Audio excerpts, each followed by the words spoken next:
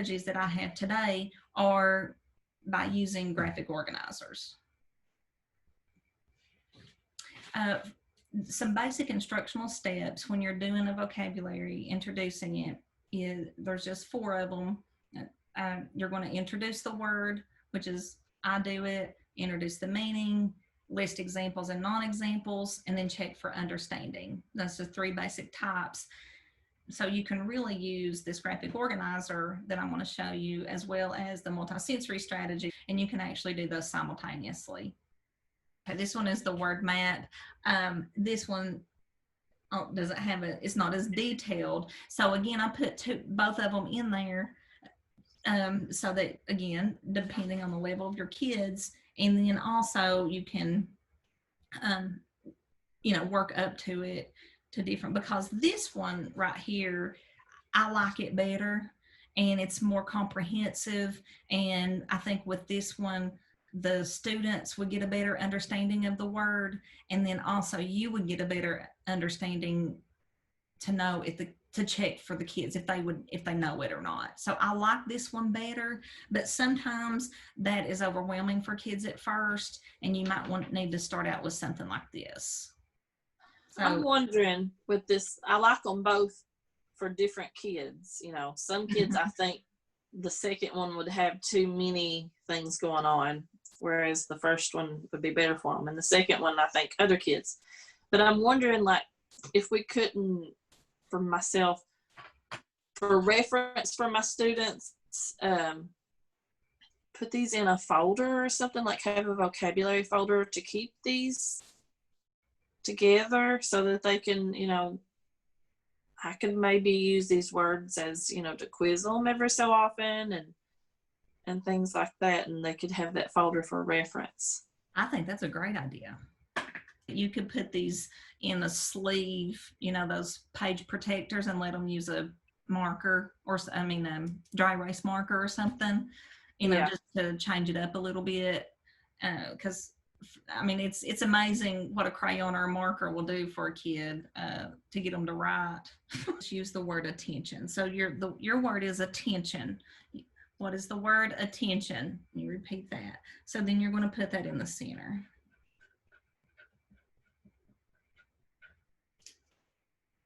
Okay, then this one says the matching dictionary definition. Now this is what I want to show you all. This is really cool. We look at, because when we have kids, and it kind of is like, well, let me say, you know, go look it up in the dictionary. Well, we know what struggles that is for our kids. So we're not going to go into that. They don't even know how to use a dictionary. They can't read to begin with. How are they supposed to look it up? They can copy it, but that doesn't help them any. But I found it's a dictionary for English learners, which is, I mean, our kids are, you know, most of them are not English learners, but it's still perfect. And it makes me go, why do we not have this definition anyway? But let me show you the difference. The definition of attention, and this is my Merriam-Webster dictionary app that I told you about yesterday, and I don't know if you won't be able to see it. It says the act or state of applying the mind to something, a condition of readiness for such attention involving especially a selective narrowing or focusing of consciousness and receptivity. I mean, try to think about your kids. If you read that definition to your students, I mean, you lost them a long time ago. And then they even have the word attention in part of the definition. And that's what they're trying to, if they don't know what attention means, then they don't know readiness for such attention. They don't even know what that is. So then, so I'm going to put, I'm just going to write the first one, the matching dictionary definition. I'm going to just put this right here. The act or state of applying the mind to something. Okay, now this, and I'm going to show you what it looks like. It's this one right here, and it's called Longman, Longman, Longman Dictionary. So then I typed in attention on this one, and the definition says, when you carefully listen to, look at, or think about someone or something. I mean, that makes so much more sense for our kids. And then also, not only does it, and then in the blue it has listen, look, and think carefully. I mean, that's so much more. The kids can just relate to that so much better. And then it has all these sentences that are examples using the word attention in them. So there's your examples when you're talking about it.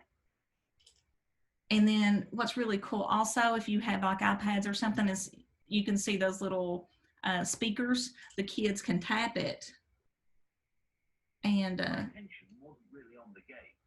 it reads it to them. I love it. So if I was doing this for a kid, I wouldn't even write this one up here. I would just write this one. So what would be some synonyms for attention? Alert. Alert, thanks. Alert is a synonym. Notice would be a synonym.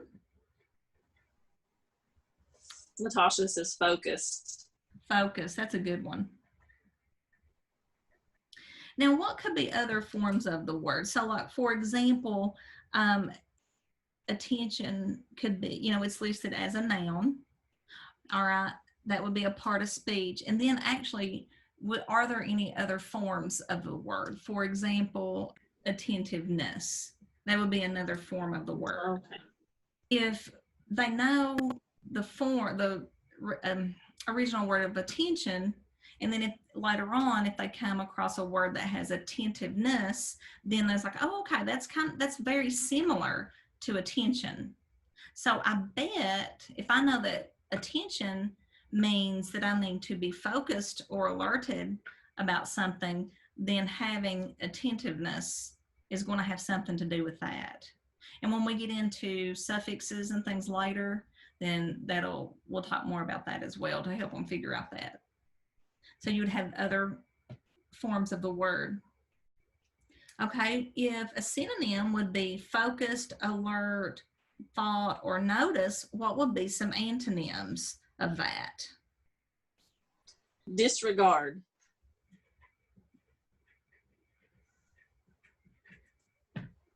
Okay, what else? Inattention. And you may have some kids that come up with words that are not necessarily like scatterbrained or things like that. And if they can relate to that, then by all means let them use it. And then the sentence or phrase from the text.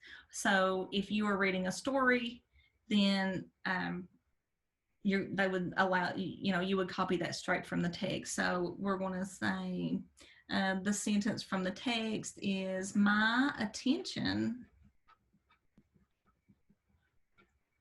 wasn't really on the game. Then after you've talked about it, they've done different forms, you've filled all this out, then let them come up with their own sentence using the word attention. It's hard to pay attention when I want to be outside. Miss Natasha said I would get a better grade if I pay more attention in class. Awesome, excellent. That is a great one.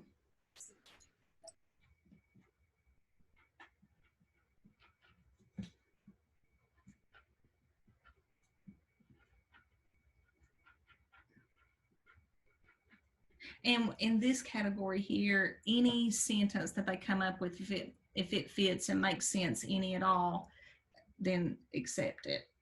And then last is it says my association, example, or sketch.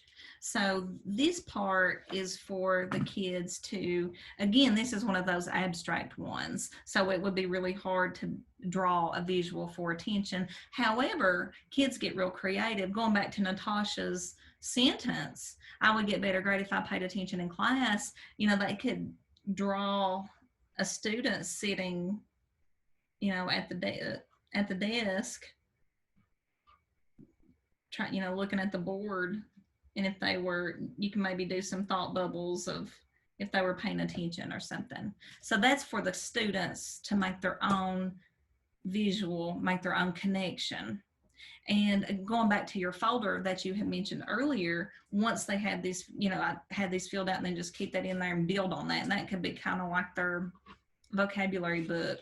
And then you can keep the ones that they've done, and then also have some clear sheets for to be able to practice with and have for assessments as well. So that's why I really like this one, because it really it looks at all aspects of the word. It breaks it down. It takes a while, and we went through one word. But again, going back to, you know, this part of selecting the words, you know, the whole point is for them to know it and take it with them and use it. So if this is what it takes for them to know the word, I would rather spend 15 or 20 minutes on one word and then know it, as to spend 15 or 20 minutes on 10 words and then not know any of them, or just know one of them. So that's why it's really important to take that time. So this is that one. And then, of course, this one, and we won't go through this one because it's the same thing. It's just a little bit more simple. You put the word in the middle.